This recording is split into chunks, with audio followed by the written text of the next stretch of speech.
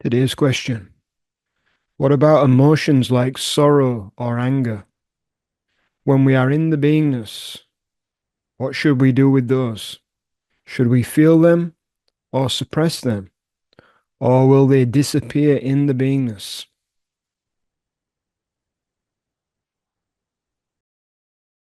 This is a very important question because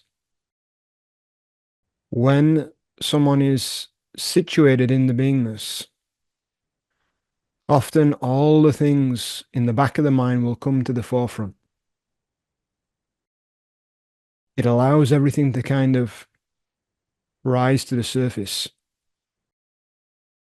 So past traumatic feelings, pent up emotions,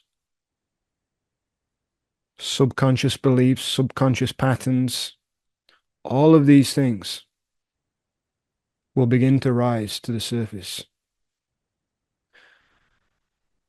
So much so that sometimes people can think, I've done something wrong, when actually, in a way, what is happening is very right. Because actually, all of those things have been suppressed. All of those things have been overlooked. They've not been addressed. And those things will affect on a daily basis the way that you feel. They will affect the decisions that are made, the actions that are taken. Even though they're in the background, they affect what is in the foreground.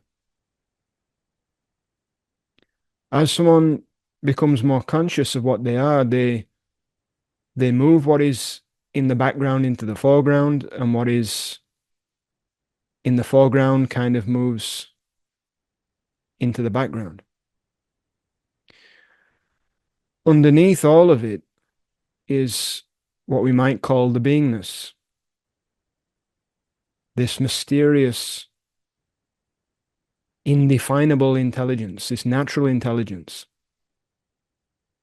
like a pure sensing, a pure seeing, completely conceptless, completely selfless, eyeless. It is there. It is the foundation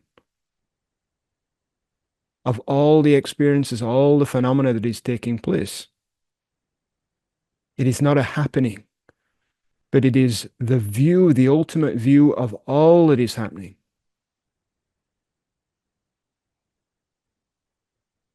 A ground, a foundation, a substratum, a screen for which all the pictures and images play. So all the emotions, all the feelings, the thoughts, they all kind of play on that screen of the beingness. So what to do? What to do when an emotion arises?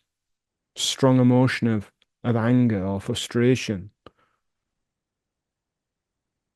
or even what you might call the positive emotions, because they can also take you over. The very first thing is to be very clear on where you're looking from, what the truth is, who you really are. The beingness, that space. It is like space. It is like a being. It is a mystery. But yet, you are looking from that place, even beyond the word you, beyond the concept you. It is a natural intelligence, supreme intelligence. It's not doing anything. It just is. So in recognizing the truth of what is there, of what the essence of your direct experience is, what is there to do? It is only if a thought comes in and says, this emotion is mine, this anger is mine, I am angry, I am frustrated, or I am excited or happy. The association with it means that you're not clear on what you are. You're not remaining as that vigilant view of all that is and all that isn't. So you get sucked into the emotion. The emotion comes, there is association. Oh, this is my emotion. I am angry. I am excited. Then you get pulled into it. As you get pulled into it, you reinforce it with energy. It becomes stronger because you're having thoughts about it and thinking of yourself in relation to it. That only feeds it. That only makes it stronger. So there must be this clear seeing that I am not that. The truth is, I am not that. I am not whatever is happening, whatever is arising, whatever is coming and going. I am not that, which is the circumstances of the world, the circumstances of your life, the body, the feelings, the sense perceptions, the emotions, and the thoughts, and the beliefs. Roles, you are not the roles. Any role that you can play, mother, father, brother, sister. You are the ultimate view of that natural intelligence.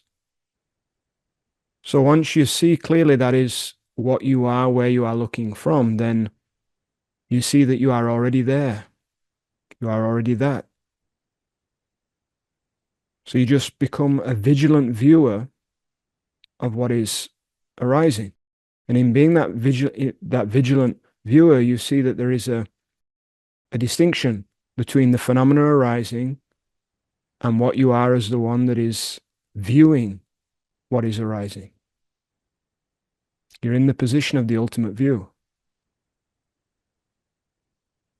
So then as that comes, it doesn't take you over because you're not saying that is who I am. You're not saying that it belongs to you.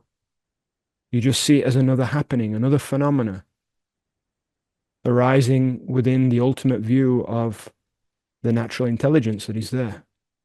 Secondly, as this arises, as this emotion comes, if it continues to come again and again, it is likely because there is some belief underneath that has not been addressed, that is still being believed, that is still entangled with the body-mind in some way, or in a circumstance in some way, with that emotion that needs to be looked at.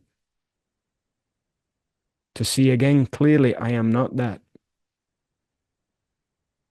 That what is arising has nothing to do with me, with what I really am.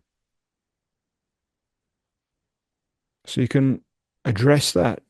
But even more deeply than this, it is to really allow, to not struggle against what is arising.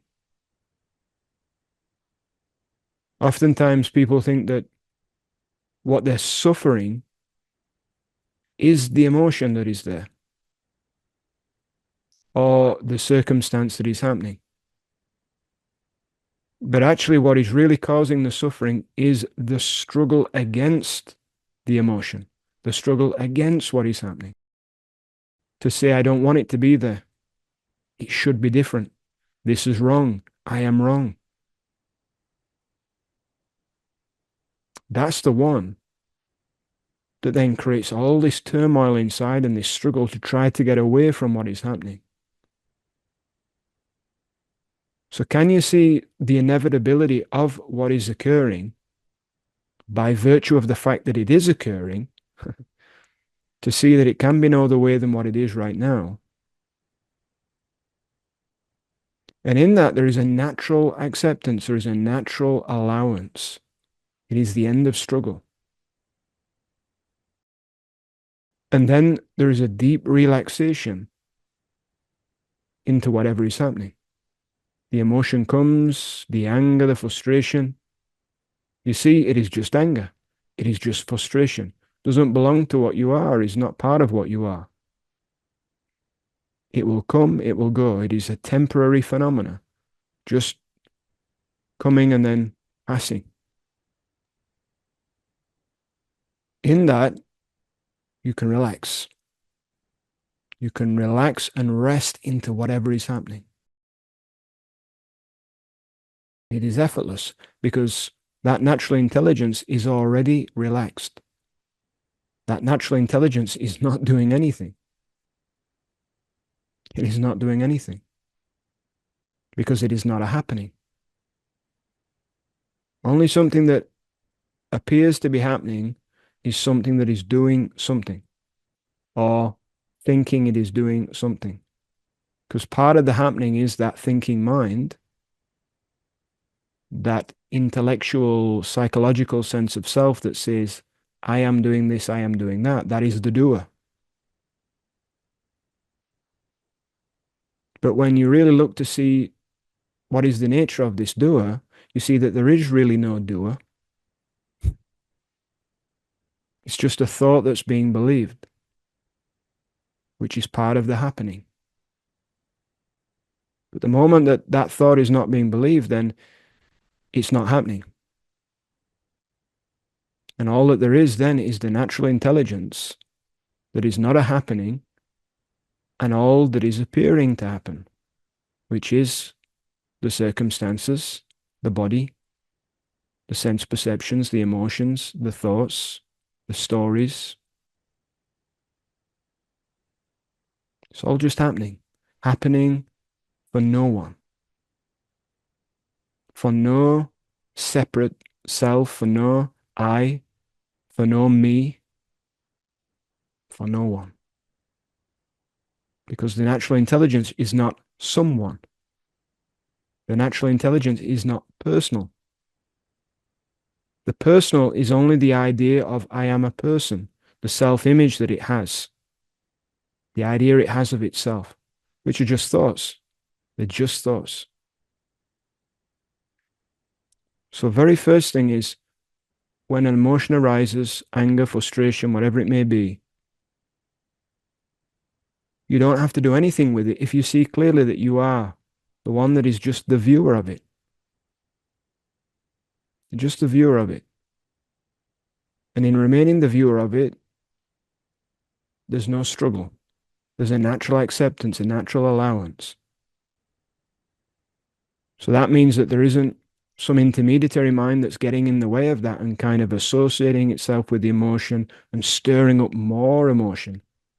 Because what often happens is there is the emotion and there is the story of the emotion. And the story of the emotion only kicks up more of the emotion. You see? So without that, there is simply just the emotion that arises, and there is this ultimate view of the natural intelligence that is seeing it. In that, there is a natural acceptance, a natural allowance. This is just the way that it is. This is just what appears to be happening. The emotion is just what appears to be happening. It will come, it will go. And then naturally, there is a deep relaxation. Can you allow to rest even more deeply into whatever is happening? Rest into the emotion. Don't try to get away from the emotion. Don't identify with the emotion and go into it. Don't indulge in it. But see if there can be a complete relaxation in the midst of it. Maybe become very curious about the sensation of it. Where do you feel it? Can you meet it from this ultimate view of the natural intelligence? This is really what alchemizes it, transmutes it. So there's not a suppression there and there's not an indulgence in it. It's simply seen, allowed, relaxed into, to the point where it kind of disperses. If you imagine like the red hot sun, how the red hot sun disperses clouds. No cloud is any match for a red hot sun because the clouds are just water vapor. The red hot sun will burn through, will evaporate the water vapor. No emotion. which is just kind of an energetic sensation, is any match for the ultimate view of your natural intelligence, the one that sees it, the one that is aware of it. It will dissipate. It will dissolve like the cloud dissolving in the sky, you see. So you can begin to then enjoy the play. These things will arise.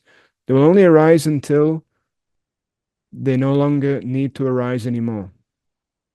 They need to be seen because they've been lurking in the background. They need to come to the forefront to be seen, to be allowed, to be dissolved.